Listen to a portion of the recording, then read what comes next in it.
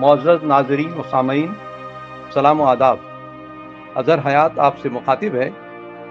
گزشتہ قسط میں آپ نے ناول آتش فشاں کا 5 اور 9واں باب سماعت فرمایا۔ قبل اس کے کہ آپ 10واں باب سماعت فرمائیں، ضروری ہے کہ گزشتہ ابواب کا انتہائی مختصر خلاصہ سماعت فرما لیں۔ 14 جولائی 1942 کو کانگریس ورکنگ کمیٹی کی وردھا میں ایک میٹنگ ہوئی جس میں کوئٹ انڈیا بھارت چھوڑو تحریک کی تجویز پاس ہوئی۔ ناول کا ہیرو ابھے کمار بھی اس میٹنگ میں شریک رہا۔ وہاں اس نے سردار ولبھ بھائی پٹیل، گاندھی ثانی، شنکر راؤ دیو وغیرہ لیڈران کو قریب سے دیکھا اور سنا۔ 8 اگست 1942 کو تحریک آزادی کے کارکن ممبئی میں جمع ہوئے۔ اس کی مکمل روداد باب 6 کے تحت بیان کی گئی ہے۔ اس میٹنگ میں شرکت کرنے ابھے کمار بھی بمبئی روانہ ہو گیا۔ روانگی سے قبل اس کی بیوی وجے کے درمیان گفتگو ہوتی ہے جس میں ابھے اپنے عزم اور حوصلے کا اظہار کرتا ہے اور کہتا ہے کہ ملک کی خاطر اس کی جان بھی چلی جائے تو وہ اس کے لیے بخوشی تیار ہے۔ وجے نے بھی محسوس کر لیا تھا کہ اس کے شوہر کے رگوں کے ذہن و دل میں ملک کی آزادی کا جنون بھر چکا ہے، اس لیے اس کو اس عظیم اور نیک کام سے باز رکھنا ناممکن ہے۔ ابھے گاندھی بھکت تھا، گاندھی جی کی ایک ایک بات پر اس کے لیے حکم کا درجہ رکھتی تھی۔ ان حالات میں وجے ایک الگ ہی کشمکش میں مبتلا تھی۔ تن من دھن سے وہ اپنے شوہر کے ساتھ تھی، لیکن عورت ہونے کے ناطے وہ اس بات کے لیے بھی فکر مند بھی تھی کہ گزشتہ 3 ماہ سے وہ اپنے وطن میں الگ سی تبدیلی محسوس کر رہی تھی۔ وہ محسوس کر رہی تھی کہ بہت جلد وہ ماں بننے والی ہے۔ اس احساس سے وہ پھولے نہیں سما رہی تھی۔ وہ اپنے اندر نئی توانائی محسوس کرتی تھی۔ اس خبر سے ماں بھی بہت خوش تھی۔ ابھے، وجے اور ماں تینوں اس گھر میں مل جل کر خوش و خرم رہتے تھے، جس کی وجہ سے ان کا گھر جنت نشان معلوم ہوتا تھا۔ ابھے کی ماں بھی گاندھی جی کی تعلیمات اور اصولوں پر چلتی تھی۔ ان کے احکام کے مطابق گھر میں چرخہ چلاتی اور کپڑے بنتی اور رام دھن گاتی۔ 7ویں باب میں آپ نے سنا تھا کہ 1942 کا سال ابھے کے لیے کس قدر اہم تھا۔ اس کے ریسرچ کا وہ آخری سال تھا۔ وہ ٹیوشن کر کے کچھ پیسے پس انداز کر لیتا تھا، مگر پھر بھی ہمیشہ تنگ دستی کا شکار رہتا تھا۔ تاہم وہ وجے کی قناعت پسندی، صبر و تحمل اور ہر حال میں خوش رہنے کی عادت پر فریفتہ تھا۔ 9 اگست 1942 کو برٹش گورنمنٹ نے ہندوستانیوں کے مسئلے کو حل کرنے کی ایک اور کوشش کی۔ کرپس مشن ہندوستان پہنچ چکا تھا۔ میٹنگوں کا سلسلہ جاری تھا، مگر گاندھی جی اور ان کے ساتھی انگریزوں کی چالوں کو خوب سمجھ رہے تھے۔ پورے ملک میں بے چینی اور ہنگامہ برپا تھا۔ برٹش گورنمنٹ ہندوستانیوں کو تشدد پر آمادہ کر رہی تھی، لیکن ہمارے رہنما انہیں عدم تشدد کی تلقین کر رہے تھے۔ ان باتوں کا ذکر 8ویں باب میں تفصیل سے بیان کیا گیا ہے۔ گاندھی جی بار بار دہرا رہے تھے کہ انگریزوں بھارت چھوڑو۔ ان کا نعرہ کرو یا مرو کا بھی تھا۔ اس کا نتیجہ یہ بھی تھا کہ لوگ کرنے اور مرنے کے لیے پوری طور پر تیار تھے۔ گاندھی جی کے بیانات اور تقاریر کے خلاصے اخبارات کی زینت بن رہے تھے۔ ابھے کمار بھی ان سے بے پناہ متاثر ہو رہا تھا۔ وہ انہیں بھگوان یا بھگوان کا اوتار تک کہتا تھا۔ 8 اگست کی رات کو گاندھی جی، سردار پٹیل، جواہر لال نہرو اور مولانا ابوالکلام آزاد اور کانگریس ورکنگ کمیٹی کے دیگر ممبران گرفتار کر لیے گئے اور انہیں پونا اور احمد نگر کی جیلوں میں مقید کر دیا گیا۔ اس کی مکمل تفصیلات باب 9 میں بیان کی گئی ہیں۔ ہندوستانی عوام اپنے رہنماؤں کی گرفتاری پر مشتعل ہو گئے۔ اس کے رد عمل کے طور پر انگریز حکومت نے سختی سے کام لیا۔ ہر طرف افراتفری کا ماحول بن گیا۔ پورے ملک سے وہ سیاسی کارکن جو گرفتاری سے بچ گئے تھے، بمبئی میں جمع ہونا شروع ہو گئے۔ وہ خاموشی سے آپس میں مل رہے تھے۔ انہوں نے ستیہ گرہ یعنی صبر کے ساتھ مدافعت اور عدم تشدد پر قائم رہ کر ظلم کا مقابلہ کرنے کا عزم کیا۔ اس کے لیے ایک ہینڈ بل شائع کیا گیا۔ کارکنوں کے ذریعے پورے ملک میں تقسیم کروائے گئے۔ ابھے کمار کو بھی گرفتاری کا ڈر ستا رہا تھا، اس لیے اس نے خاکی ڈریس اور کالی ٹوپی پہن کر ٹرین میں سفر کیا تاکہ پولیس کو چکمہ دے سکے۔ اسی حال میں وہ اپنے گھر پہنچا۔ اب آگے باب 10واں سماعت فرمائیے۔ دوسرے دن ابھے بغیر کسی تردد کے اپنے گھر پہنچ گیا۔ اس کی ماں نے جب اسے خاکی وردی میں دیکھا تو ایک لمحے کے لیے وہ اسے پہچان نہ پائی और फिर खुशी से झूम गई। विजय ने भगवान की पूजा की कि हमारा अभय बहिफाजत घर पहुंच गया है।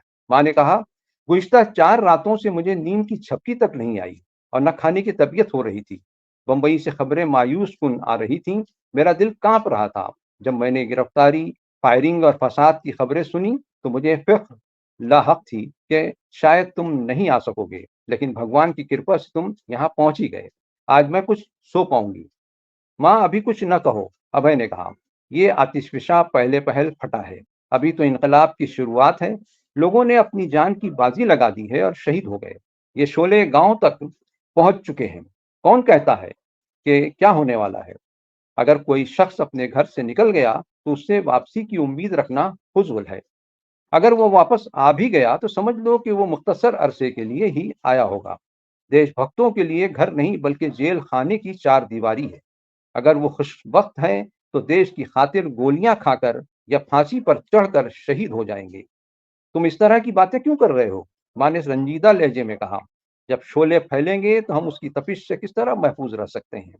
महात्मा गांधी के हुक्म की तामील में अगर हमें ये बर्दाश्त करना पड़े तो क्या हर्ज है? हमारे बड़े रहनुमा जेलों की सलाखों के पीछे हैं। माएँ अपने बच्चों को खो चुकी हैं। घरों को उजाड़ दिया गया है। अगर हम जैसे छोटे लोगों लोगों को कुछ झेलना पड़ रहा है तो उसमें क्या मज़ायक़ा है? भगवान ही जानता है कि कल क्या होगा। ऐसे हालात में आज तुम बहिफाज़त घर पहुँच गए तो क्या मैं खुशी न मनाऊँ? लेकिन मुझे रात में दोबारा जाना होगा माँ। बम्बई कांग्रेस का पैगाम मुझे दूर-दराज़ गाँव तक पहुँचाना है। हमारी तमाम हमारे तमाम लीडर्स जेल की सलाखों के पीछे हैं। हमें देखना होगा कि अवाम को कोई गुमराह न कर दे और ये मशअल बुझने ना पाए। आज़ादी की वो लड़ाई जिसका आगाज़ 1857 में हुआ था, 1942 में अपने इख्तिताम पर है। ऐसी साथ हर दिन नहीं आती। मैं ये नहीं जानती, माँ ने कहा, लेकिन मुझे मालूम है कि ये सब भगवान की मर्ज़ी के मुताबिक हो रहा है। तुम वही करो जो अच्छा समझते हो। वो काम कभी न करो जिससे नामूसी हो। मैं तुम्हारे मिशन का रोड़ा बनना नहीं चाहती। भगवान सबका भला करे। वो जिस तरह तुम्हारी रक्षा करेगा, वैसे ही हमारी भी हिफाज़त करेगा। बाब 11। अभय ने पहुंचते ही मुखबिर कारकुनों के जरिए मकामी कांग्रेस के दफ्तर से राब्ता कायम किया और कांग्रेस बुलेटिन का बड़ा सा बंडल उनके हवाले किया। तब जाकर उसे इत्मीनान हुआ। एक बड़ी जिम्मेदारी से वो आज दस्तबरदार हो गया। मकामी कांग्रेस कमेटी के सेक्रेटरी की जानिब से उसे इत्तला दी गई कि वो रात में होने वाली खुफिया मीटिंग में जरूर शिरकत करे और बम्बई कांग्रेस की रुदात सुनाए। ये मीटिंग 3 मील के फासले पर थी, जहां तमाम कारकुन राजदाराना अंदाज में जमा होंगे। हर कोई चौकन्ना था कि पुलिस को उसकी भनक न लगने पाए, वरना पुलिस की गाड़ियां गांव पर हमला बोल देंगी और तमाम को कैद कर लिया जाएगा। बाब 12। माँ भगवान के सामने घुटनों के बल हाथ जोड़कर बैठी पूजा कर रही थी। तब विजया बेडरूम में गई, जहां अभय आराम कर रहा था। उसका चेहरा दीवार की तरफ था और आंखें बंद थी। विजया खामोशी से बिस्तर पर बैठ गई और नरमी से उसके पैरों को सहलाया। मोहब्बत की गर्मी जब अभय ने महसूस की तो उसके जिस्म में झुरझुरी सी महसूस दौड़ गई। उसने अपने पैरों को समेट लिया। तुम क्या कर रही हो? उसने नरमी से पूछा। तुम थक गए हो ना? मैंने सोचा तुम्हारे पैरों की मालिश कर दूं। मैं थका नहीं हूँ। मैं तो बस यूं ही आराम कर रहा था। पुलिस आजकल बहुत मुस्तैद है, इसलिए दिन में मुझे घर में रुकने का मौका मिल रहा है। वैसे तो रात हमारी होती है। अबे, क्या तुमको रात में जाना जरूरी है? हाँ डार्लिंग, अब एक लम्हा भी जाया नहीं करना होगा। फिर तुम कब वापस आओगे? ये कहना मुश्किल है विजया। शोले अब दूर दूर तक फैल चुके हैं। हमारे लीडर्स जेलों में हैं। खदशा है कि अवाम कहीं गुमराह ना हो जाए। लोगों में जबरदस्त हिजान बरपा है। ऐसे में हंगामे से दरअसल कोई बड़े धमाके की उम्मीद की जा सकती है। अगर उनको सही समत पर न लगाया गया तो ये फायदे से ज्यादा नुकसानदेह साबित होगा। अवाम खामोश नहीं बैठ सकते। जो लोग तशद्दुद पर यकीन रखते हैं वो अवाम को तोड़ फोड़ पर उकसा रहे हैं और गवर्नमेंट की ऐसी ही मंशा है और वो उनसे निपटना भी जानती है। अगर अवाम पुलिस स्टेशन या कोर्ट रूम जलाते हैं तो पुलिस हम पूरे गांव को जलाकर राख कर देगी। अगर वो एक पुलिस वाले को या किसी गवर्नमेंट ऑफिसर को मारते हैं तो वो सारे मजमे को गोलियों से भून देंगे। हुक्मरान लोग जानते हैं कि तशद्दुद का जवाब किस तरह दें, लेकिन अदम तशद्दुद उन्हें हैरान परेशान कर देता है। तशद्दुद उन बुज़दिलों को पसंद था, लेकिन वो बड़े पैमाने पर काम नहीं कर सकते थे। गवर्नमेंट तशद्दुद को तशद्दुद से दबाना चाहती थी। अगर लोग इस तरह दब जाएंगे तो उनका जज्बा ही खत्म हो जाएगा, तब तो जबरदस्त नुकसान होगा। मुझे कुछ भी करना पड़े, मैं इसको बचाए रखूंगा, अभय ने जवाब दिया। लेकिन तुम कब तक इस काम को कर सकोगे? हमारे पड़ोसी मुझे बता रहे थे कि कल पुलिस तुम्हारे मुतालिक पूछगछ कर रही थी, शायद उन्हें तुम्हारी तलाश है। गोया मुझे अब मौका ढूंढना ही चाहिए, अभय ने बड़ी गहरी सांस लेते हुए कहा। पुलिस वाले जिस तरह से काम कर रहे हैं, इससे लगता है कि उन्हें जिन लोगों पर शक है वो उन्हें गिरफ्तार करेंगे। जेल जाना आसान है, मैं सिर्फ पुलिस स्टेशन के सामने से भी गुजर जाऊं तो वो मुझे गिरफ्तार करने से गुरेज नहीं करेंगे। लेकिन ऐसा हो नहीं सकेगा। ये तो गोया अपनी जिम्मेदारी से भागना हो। मुझे उनकी नजरों से बचना होगा ताकि जहां तक मुमकिन हो ज्यादा से ज्यादा लोगों तक इनकलाब का पैगाम पहुंचा सकूं। एक ही जगह एक रात से ज्यादा कहीं ठहरना खतरे से खाली नहीं है। पुलिस मुसलसल मुझ पर नजर रखे हुए है। इनकलाब का पैगाम क्या है? विजय ने पूछा। असल में मुंबई बुलेटिन में जो कुछ कहा गया है वो हर गांव में पहुंचना जरूरी है। इससे इससे ही हम जंग और कानून से बच सकते हैं। गवर्नमेंट मिशनरी को जैसा भी मुमकिन हो मफलूज किया जाए। लेकिन गांधी जी के बताए हुए अदम तशद्दुद थ्योरी के तहत ही ये काम हो सकता है। जहां भी लोग तशद्दुद से काम ले रहे हैं, वहां पुलिस लोगों को तशद्दुद पर उकसाने की कोशिश कर रही है। कहीं पर यह काम अपने एजेंटों से कराया जा रहा है और फौलादी हाथों से तोड़ फोड़ का उज्र चाहते हैं। ये खतरनाक चीज है और लोगों को इसके मुतालिक मुतनब्बा करना जरूरी है। मुझे नहीं लगता कि तुम ज्यादा दिन तक आजाद रह सकोगे, अभय। अगर तुम गिरफ्तार किए गए तो कितने दिनों तक तुम्हें वो कैद में रख सकते हैं? मेरी कोशिश है कि मैं जेल के बाहर रहूं। सियासी कैदी मुमकिन है जब तक जंग खत्म ना हो रिहा ना किए जाएं। ये मुद्दत 3-4 साल की हो सकती है, लेकिन असल खतरा बाहर रहने में ही है। बाहर रहने में खतरा? इसका क्या मतलब है? विजय ने डरते डरते पूछा। पुलिस की गोलियों का खतरा। हमारी जिंदगी की क्या औकात है विजय? हम सिर्फ गुलाम हैं। हमारी कौन परवाह करता है? दूसरी तरफ वो हमारी जंगी मंसूबों पर पानी फेर रहे हैं। हिंदुस्तानियों के बड़े से बड़े जुलूस को वो गोलियों का निशाना बना सकते हैं। मुल्क के वफादार और देशभक्तों को सूली पर लटकाया जा सकता है। अगर उन्हें एहसास हो जाए कि उनके हुक्मरान यहाँ खतरे में हैं, तो शायद वो एक के बाद एक को तमाम को बेरहमी से खत्म करके रख देंगे, जिस तरह उन्होंने रूस में किया था। 1857 की बगावत के दौरान मुहिब्बान वतन को दिन के उजाले में आम शायराओं पर, दरख्तों पर फांसी दी गई थी। हमारे मुजाहिदों को इस रास्ते से गुजरना पड़ सकता है। कौन जानता है कि हम में से किसको क्या कीमत चुकानी पड़े। हमने तो आज खुद को संभाला है, लेकिन कल या उसके बाद वाले दिन क्या होने वाला है, कौन जानता है। विजय का दिल ये सब सुनकर बैठा जा रहा था। उसे अचानक शादी के दिन वाली बदशगुनी याद आ गई। जब पूजा के वक्त निरंजन यानी क्षमादान गिरकर बुझ गई थी, वो कांप गई और बावजूद जब्त के उसकी आंखों से आंसू छलक पड़े और वो रोने लगी। अभय का दिल पिघल गया। उसने विजय को अपने बाजुओं में जकड़ लिया। तुम क्यों रो रही हो डरपोक लड़की, मेरी डार्लिंग? क्या तुम्हें फख्र और खुशी नहीं हो रही है कि ऐसे नाजुक वक्त में हम अपने मुल्क की कुछ खिदमत कर रहे हैं? आजादी के लिए लड़ना हर किसी की के नसीब में नहीं होता। अगर हमें फतह हासिल हुई तो हम मुल्क को आजाद देखेंगे, और अगर हम शिकस्त खाते हैं तो हम जिंदा न रह सकेंगे और आखिर दम तक लड़ते रहेंगे।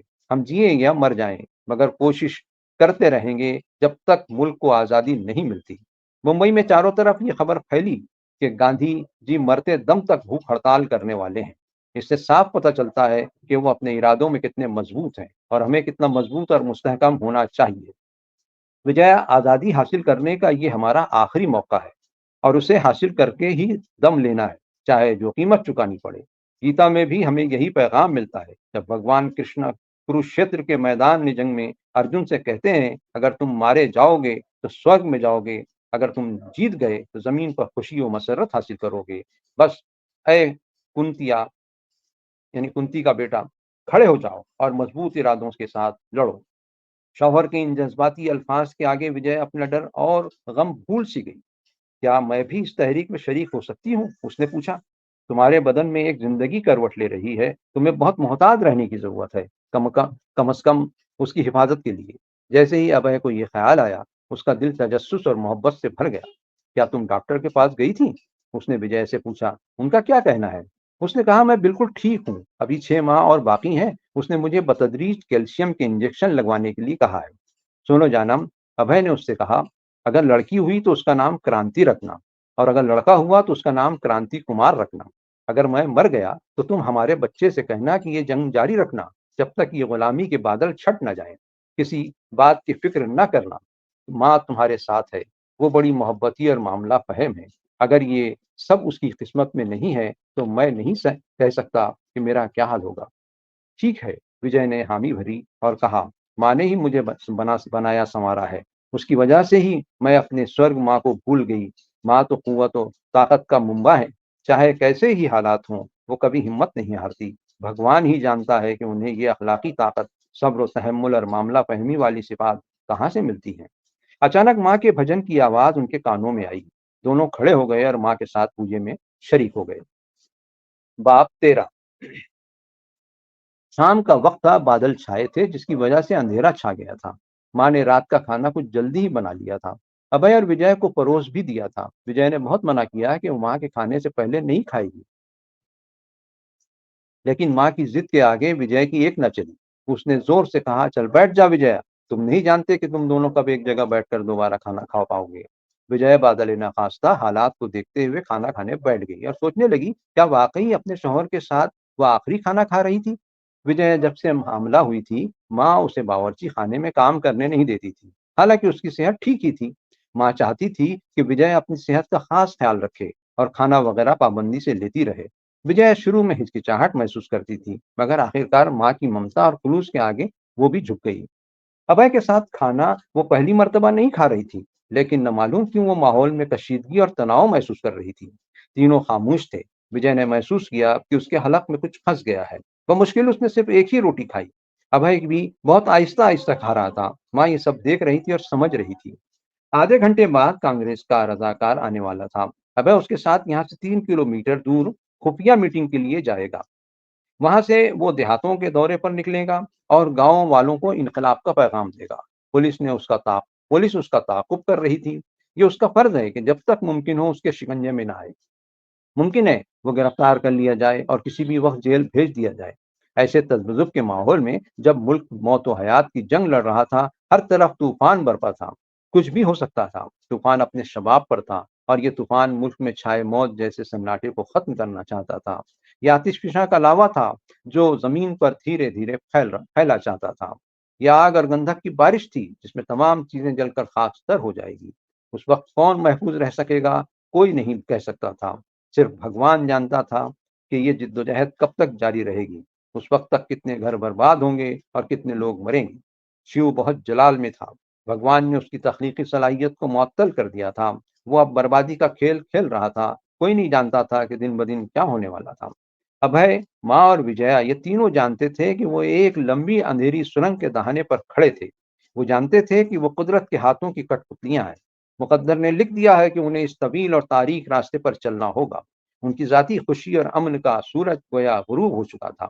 یہ دوبارہ کب طلوع ہوگا کوئی نہیں کہہ سکتا تھا، لیکن ایک بات یقینی تھی کہ ہر گھر کا چراغ ایک روز ضرور روشن ہوگا۔ صرف آزادی کے سورج کو راستہ دینا ہوگا۔ تب اس قدیم بدقسمت قوم کا رنج غم، ذلت و رسوائی، تاریکی ختم ہو کر رہے گی۔ جب سورج طلوع ہوگا تو رات کے اندھیرے میں ٹمٹماتے ستارے خود بخود غائب ہو جائیں گے۔ ابھی انہوں نے کھانا ختم ہی کیا تھا کہ دروازے پر کسی نے دستک دی۔ ایک رضاکار ہاتھوں میں لاٹھی لیے کھڑا تھا۔ ایک میلا سا کمبل اس کے کاندھے پر تھا۔ جانے کا وقت آ چکا تھا۔ ابھے کمار کھڑا ہو گیا۔ اس نے بھی ایک لاٹھی لی اور بڑا سا کمبل اپنے کاندھے پر ڈال لیا۔ اس کے پاس ایک کپڑے کی تھیلی بھی تھی جس میں اس نے ضروری سامان رکھ لیے۔ ماں کو لگا جیسے دیومالی راجا رام کی مانند اس کا بیٹا بھی جنگل کی طرف جا رہا ہے۔ وجے ابھی کچھ ایسا ہی سوچ رہی تھی، لیکن اسے یہ بھی خیال آ رہا تھا کہ وہ سیتا کی طرح خوش قسمت نہیں تھی کہ اپنے آقا کے ساتھ جنگل جائے۔ ابھے گھر کے مندر میں گیا اور دیوی کے سامنے آشیرواد لینے جھکیا اور پھر اس نے اپنی ماں کے قدموں پر سر کے بل جھک کر ان کے پیروں کو چھوا اور کہا، میں جا رہا ہوں، مجھے آشیرواد دیجیے۔ ماں نے محسوس کیا جیسے اس کا دل پھٹ جائے گا، لیکن اس نے صبر کا تلخ گھونٹ پی لیا اور خاموش رہ گئی اور وجے سے پوجا کی تھالی لانے کے لیے کہا۔ اس نے گھی کا چراغ جلایا اور ایک کمکم کا سرخ ٹیکا ابھے کی پیشانی پر لگایا اور اس کے اوپر چاول کے کچھ دانے نچھاور کیے۔ ماں نے اس رضاکار کو بھی اندر بلایا اور اس کے ساتھ بھی ایسا ہی کیا۔ پھر اس سے پوچھا، تمہارا نام کیا ہے؟ دین بندھو، اس نے جواب دیا۔ بھگوان تم دونوں کی حفاظت کرے، ماں نے آشیرواد دیا۔ پوجا کی قندیل کی روشنی میں ابھے نے دیکھا کہ دین بندھو کی کالی داڑھی تھی۔ شاید وہ ابھے سے 10 سال بڑا ہوگا۔ اس کے چہرے پر جھریاں تھیں، وہ ایک دانت بھی ٹوٹے تھے۔ لیکن اس کا چہرہ سکون و اطمینان قلب کی وجہ سے دمک رہا تھا۔ اس کے طور طریقے سے محسوس ہو رہا تھا کہ وہ نیک دل انسان ہے۔ دین بندھو نے بھی ماں کے پیر چھوئے اور ان کا آشیرواد لیا۔ تم ابھے کمار کے بڑے بھائی کی طرح ہو میرے بیٹے، ماں نے دین بندھو سے کہا۔ تمہیں زندگی کا زیادہ تجربہ ہے، تم اس کے نہ صرف دوست ہو بلکہ رہنمائی کرنے والے بھی ہو۔ میری دعا ہے کہ تم دونوں ایک دوسرے کا ساتھ نبھاؤ گے، بھگوان تمہارا بھلا کرے۔ کانگریس کمیٹی نے مجھے ابھے کمار کے ساتھ رہنے پر مقرر کیا ہے، دین بندھو نے کہا۔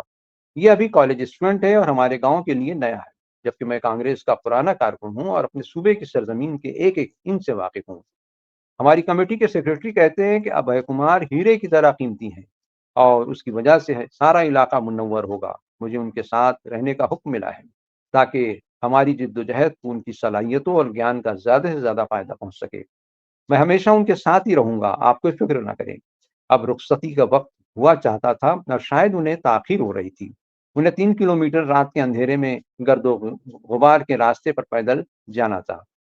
جیسے ہی ابھے کمار جوتا پہننے آگے بڑھا، وجیا گھٹنوں کے بل اس کے سامنے جھک گئی اور اپنا سر جھکا دیا۔ ابھے کو ایسا محسوس ہوا جیسے اس کا گلا رند گیا ہو۔ بے ساختہ اس کی آنکھوں سے آنسو جاری ہو گئے۔ جانے من اپنی صحت کا خیال رکھنا، یہ کہتے ہوئے اسے تھر تھری چھوٹ گئی۔ ماں کا خیال رکھنا، اس کا بھی تم پر پورا دھیان ہے، تم کسی بات کی فکر مت کرنا، بھگوان سب سے بڑا ہے۔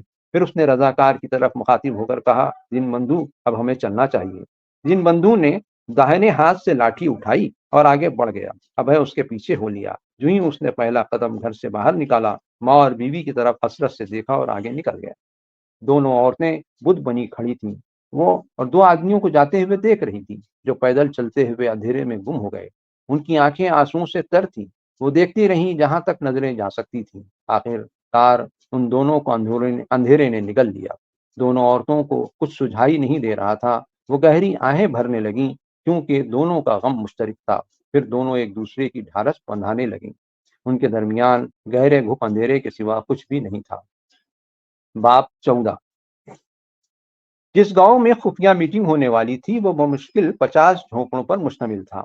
رضاکار ایک متمول کسان کے طبیلے میں جمع ہوئے تھے۔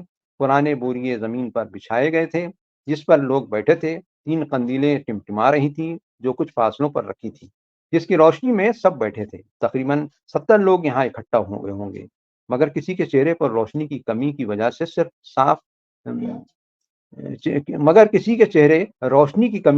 صاف نظر نہیں آ رہے تھے، صرف ان کی پرچھائیاں ہی نظر آ رہی تھیں۔ ایسا جان بوجھ کر رکھا گیا تھا تاکہ پولیس کو اس کی بھنک نہ لگے۔ کچھ رضاکار شیڈ کے باہر پہرے داری پر تعینات تھے تاکہ اگر چھاپا پڑتا ہے تو فوراً وہ کارکنوں کو اطلاع دے سکیں۔ ویسے چھاپے کا خطرہ ہمیشہ بنا رہتا تھا۔ گزشتہ ہفتے سے پولیس نے سارے شہر میں باغیوں کے لیے جال بچھا رکھا تھا، لیکن جو لوگ اس طبیلے میں اکٹھا ہوئے تھے انہیں گرفتاری کا کوئی خوف نہیں تھا۔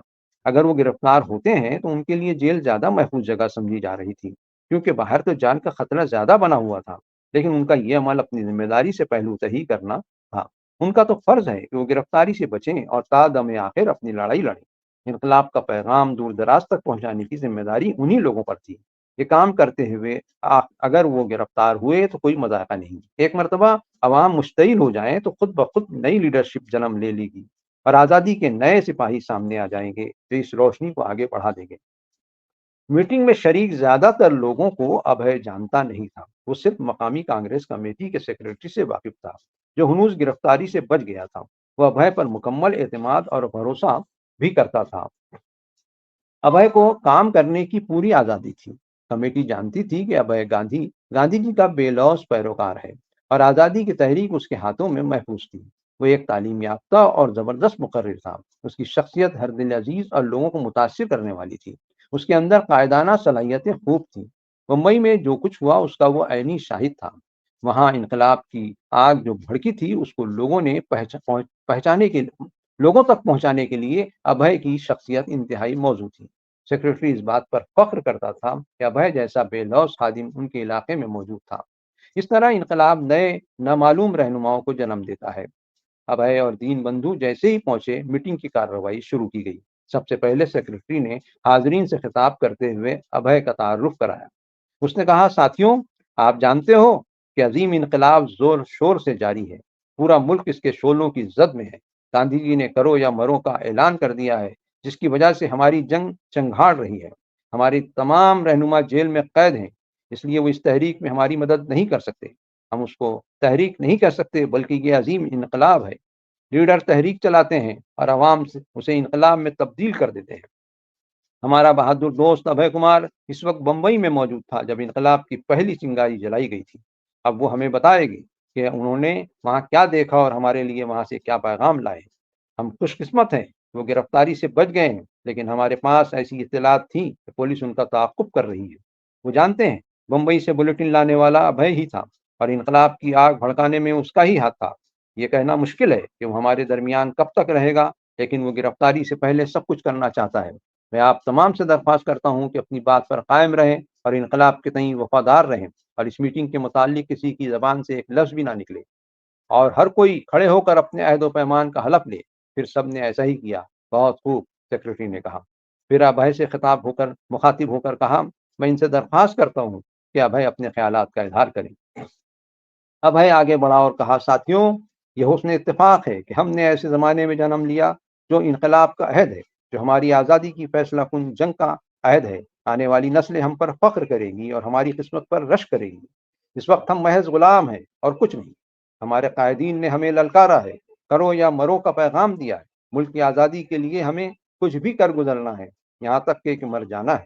وہ کام جس کا آغاز رانی جھانسی کے سپاہیوں نے بغاوت کے انداز میں 1857 میں کیا تھا، اس کی تکمیل کا وقت آن پہنچا ہے۔ ہمارا ملک عظیم ہے، قدیم ہے، اور اس کی تاریخ اور روایت قابل فخر ہے۔ بلند ہمالیہ کی برف پوش چوٹیاں اعلان کرتی ہیں کہ وہ اس عظیم ملک کا سر کا تاج ہے۔ گنگا جمنا کا چمکتا پانی اس کے گلے کا ہار ہے۔ بحر ہند کی موجیں اس کے پیروں کو دھوتی ہیں، لیکن افسوس کے مقدس پہاڑوں کی چوٹیوں پر، ندیوں کے پوتر پانی پر اور سمندروں کی لہروں پر خود ہمارا اختیار نہیں ہے۔ 7 سمندر پار سے آئے ہوئے فرنگی ان پر قبضہ جمائے بیٹھے ہیں، جن کا تعلق ہماری نسل سے ہے، نہ ہماری مذہب سے اور نہ ہی ہماری تہذیب سے ان سے میل کھاتی ہے۔ وہ ہمارے ساتھ جانوروں سے بھی بدتر سلوک کرتے ہیں۔ اب یہ ناقابل برداشت ہو چکا ہے۔ یہ ہمارا مقدس فریضہ ہے کہ ان کو بدل کر رکھ دیں، اور یقیناً ہم بدل دیں گے۔ انگریز حکومت مہلک جنگ پر آمادہ ہے، ہم انہیں بھی کھونا نہیں چاہتے، لیکن اگر انہوں نے ہمیں آزادی نہ دی، یقیناً اس میں ان کا بھی زبردست خسارہ ہے۔ اگر انہوں نے ہمیں آزادی دی، ہم کندھے سے کندھا ملا کر ان کی اور اپنی آزادی کے لیے لڑیں گے، لیکن حکومت برطانیہ اس پر رضامند نہیں ہوگی۔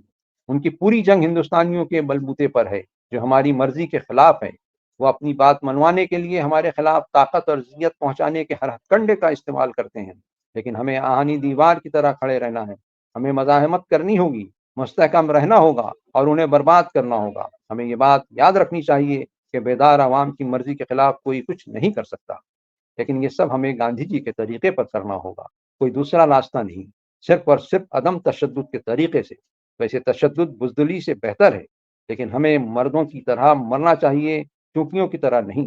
ہمیں کچھ کر گزرنا ہے یا پھر مر جانا ہے، لیکن مرنے سے قبل ہمیں ملک کے لیے کچھ کر گزرنا ہے۔ بہادر آدمی ایک مرتبہ مرتا ہے۔ جنت کے دروازے ان لوگوں کے لیے کھلے ہوئے ہیں جو اپنی جانیں ملک کے لیے قربان کر دیتے ہیں۔ ہمیں یہ نہیں بھولنا چاہیے کہ ہندوستان میں ایک ایسی پارٹی ہے جو ہتھیاروں کے زور پر انقلاب لانا چاہتی ہے اور اس راستے سے آزادی چاہتی ہے۔ جو ان کے طریقہ کار پسند کرتے ہیں وہ ان کی اتباع کریں، لیکن ہمارے لیے گاندھی کا بتایا ہوا راستہ ہی سب سے بہتر اور واحد راستہ ہے۔ گاندھی کا راستہ بزدلوں کے لیے نہیں بلکہ بہادروں کے لیے ہے۔ یہ راستہ کمزوروں پر یا نہتوں کے لیے نہیں بلکہ ان لوگوں کے لیے ہے جو مرد میدان اور بہادر ہیں، جن کی اتباع کرتے ہوئے ہمیں حکومت کو مخلوط اور ان کی جنگی حکمت عملی کو مضبوط کرنا ہوگا۔ حکومت کا خزانہ خالی کرنا ہوگا، تعینات و تقرر اور ذرائع ابلاغ بند ہونا چاہیے۔ کیا ہم ریلوے پلوں کو برباد کر سکتے ہیں؟ ایک کارکن نے مداخلت کرتے ہوئے پوچھا۔ ہاں، ہمیں وہاں سرخ جھنڈا لیے کھڑا ہونا ہوگا تاکہ ٹرین رک جائے، ابھے نے جواب دیا۔ لیکن اس میں کیا خاص بات ہے؟ اس شخص نے پوچھا۔ ہم کچھ خاص کرنے کے پیچھے نہیں ہیں، ابھے نے کہا۔ ٹرین میں بیٹھے معصوم اور بے گناہوں کو مارنا اور برباد کرنا، اس میں کیا تک ہے؟ اگر پل کو برباد کرتے ہو تو تم دراصل مواصلات کو برباد کر رہے ہو، یہی تمہارا مقصد ہونا چاہیے۔ کیا ہم پولیس اسٹیشن جلا سکتے ہیں؟ ایک نوجوان نے پوچھا۔ ہاں، لیکن پولیس والوں کو نقصان پہنچائے بغیر، ابھے نے جواب دیا۔ اگر لوگ تیار ہیں تو تم پولیس والوں کو وردی نظر آتش کر سکتے ہو، کیونکہ یہ وردی ولایتی طاقت کی علامت ہے، لیکن یہ آپ کا فرض ہے کہ پولیس آفیسرز کی حفاظت کرے. پولیس اسٹیشن، پولیس والوں کی وردی اور وہاں کے کاغذات کو آگ لگانے کا مقصد دراصل ہندوستان میں برٹش پاور کو زخم پہنچانا ہے اور کمزور کرنا ہے. دراصل اور اصل میں یہ نفسیاتی فتح ہے. خواتین کا کیا کردار ہو سکتا ہے اس تحریک میں؟ ایک نوجوان لڑکی نے پوچھا. جب تک وہ کھڑی نہیں ہوئی تھی ابھے کو معلوم نہیں تھا کہ اس میٹنگ میں کوئی عورت بھی شامل ہے. روشنی بالکل مدھم تھی. وہ اندھیرے میں ایک کونے میں بیٹھی تھی. خواتین اہم کردار ادا کر سکتی ہیں، ابھے نے جواب دیا. خواتین تو اس عظیم اور شکتیشالی بھارت دھرتی ماں کی علامت ہے. وہ تو حوصلے اور ترغیب کا سرچشمہ ہے. اگر وہ جوش و خروش کے ساتھ شریک ہوتی ہیں تو ہماری فتح تو یقینی. ہم تیار ہیں، خاتون نے برجستہ کہا. ہم سب تھوڑی سی رہنمائی چاہتے ہیں. تم تو ایک اچھی پروپیگنڈا ایجنٹ بن سکتی ہو. ہمارے منصوبوں کے اشتہارات تم گھر گھر پہنچا سکتی ہو. خفیہ پیغام رسانی کا کام کر سکتی ہو. ہماری تحریک کے لیے چندہ اکٹھا کر سکتی ہو اور زخمیوں کی تیمارداری کر سکتی ہو. میں سمجھ گئی، جوش و خروش سے بھری ذہین لڑکی نے کہا. ہم خواتین رضاکاروں کا دستہ بنانے کا کام شروع کریں گے. اچانک گارڈ کو باہر سے ایک کار کی لائٹ نظر آئی. پولیس کو میٹنگ کے متعلق سنگنی لگ گئی تھی. کیچڑ اور ناہموار راستوں کی وجہ سے شاید انہیں آنے میں دیر ہو گئی ہوگی. سیکرٹری نے تمام کارکنوں کو فوراً ادھر ادھر ہونے کا حکم دیا. ٹھیک ہے، ابھے نے کہا. ہم اب آزاد ہندوستان میں ملیں گے یا پھر سورگ میں. تب تک خدا حافظ، گڈ لک. ایک بار پھر سے دہرائیں، کریں گے یا مریں گے. ہر کوئی کھڑا ہو گیا اور یقین اور سنجیدگی کے ساتھ دھیمے انداز میں چلایا، کرو یا مرو. گاؤں کی تمام روشنی فوراً بجھا دی گئی. پورے گاؤں میں مکمل اندھیرا چھا گیا. سیکرٹری نے دین بندو سے کہا، ابھے اور دونوں عورتوں کو کچے راستے سے، آم کے پیڑوں کے پیچھے سے کھاپری ریلوے اسٹیشن کی طرف لے جاؤ. عورتوں کو پیسنجر ٹرین سے ناگپور روانہ کر دو اور ابھے کو تم جنوب مشرق میں واقع وردھا ندی کی جانب دیہات کی طرف لے جاؤ. سمجھے؟ جلدی کرو، پولیس ابھے کا تعاقب کر رہی ہے اور ہمیں سب سے پہلے اسے بچانا ہوگا. ٹھیک ہے سر، دین بندو نے کہا اور اپنی لاٹھی اٹھائی. پھر کہا، ابھے اور تم وہ دو عورتیں چلو نکل چلیں. 5 منٹ کے اندر ہی وہ گاؤں سے باہر نکل چکے تھے. روشنی سے اندھیرے کی جانب وہ پیدل چل رہے تھے. دین بندو کے پیچھے ابھے اور دونوں عورتیں چل رہی تھیں. سب کے ہاتھوں میں لاٹھیاں تھیں. راستہ اوبڑ کھابڑ، کیچڑ اور پتھروں سے اٹا پڑا تھا. انہیں گھپ اندھیرے میں کچھ بھی سجائی نہیں دے رہا تھا. وہ ننگے پاؤں ہی چل رہے تھے، مبادا ان کے جوتے کیچڑ اور دلدل میں نہ پھنس جائے اور ان کی رفتار دھیمی ہو جائے. لیکن کسی کو بھی گڑھوں اور پتھروں کی پرواہ نہیں تھی. وہ آگے چل رہے تھے اور آگے بڑھ رہے تھے. ان کے دل خوشی سے پھولے نہیں سما رہے تھے. انہیں کچھ پتا نہیں تھا کہ وہ کہاں سر چھپائیں گے اور کب اپنی منزل پر پہنچ جائیں گے. ان کے سر میں صرف ایک ہی سودا تھا کہ یہاں سے آگے نکلنا ہے.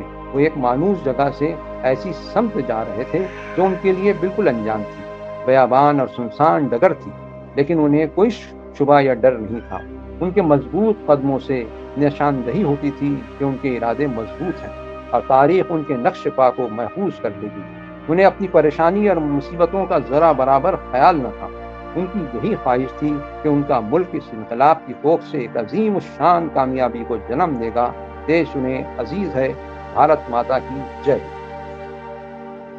معزز ناظرین، آج آپ نے 10 تا 14 ابواب سماعت فرمائے. آئندہ ہفتے جنگ آزادی کی کہانی پر مبنی ناول آتش فشاں کے اگلے ابواب کے ساتھ پھر ملاقات ہوگی. جب تک اللہ حافظ.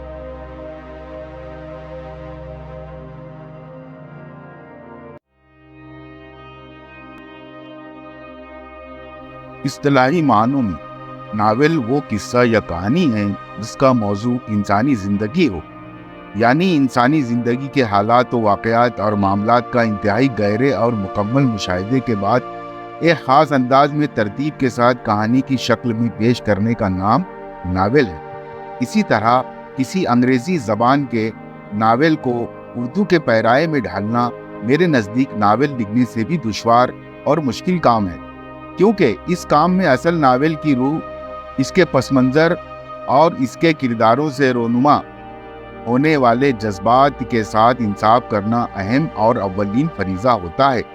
ڈاکٹر اظہر حیات صاحب کا ناول آتش فشاں اس فریضے کی نظیر اور حب الوطنی کے پاکیزہ جذبات کا شاہد ہے. ڈاکٹر اظہر حیات صاحب کے ساتھ حادثہ پیش آنا، دوبارہ گھر میں حادثے کی وجہ سے گھر میں ہی قید ہونا، کیا یہ صرف اتفاق ہے؟ اور اس کام کا بھارت چھوڑو تحریک کے بالکل 75ویں سال پر मुकम्मल होना भी सिर्फ इत्तेफाक नहीं, आपके अंदर कहीं ना कहीं एक अभय जो 1974 से बाहर आने की कोशिश कर रहा था, आज अभय उनके अंदर से किसी आतिश फिशा से निकलने वाले लावे की तरह बाहर फूट पड़ा। अजहर हयात साहब के कई रूप हैं और हर रूप में पसंद किए गए। बहैसियत मौलवी शागिर्दों के साथ उनका रवैया दोस्ताना रहा। पुराने ज़माने के उस्तादों की तरह वो सिर्फ उस्ताद ही नहीं रहे, मुर्शिदों वाली सलाहियत भी रखते हैं। ये नावल बस उनके इसी सलाहियत का आईना है, और इस आईने के सामने जब मैं अपने आप को देखता हूँ तो अजहर हयात साहब के मुरीद की शक्ल में खुद को पाता हूँ।